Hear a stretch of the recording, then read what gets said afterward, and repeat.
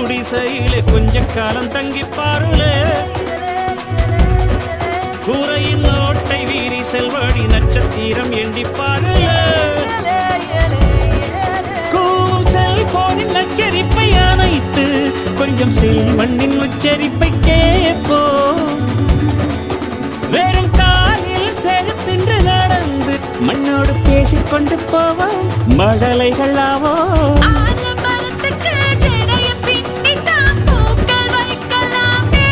உரோரம் ஐயனாரிடம் கத்தி வாங்கித்தான் பென்சில் சீவலாமே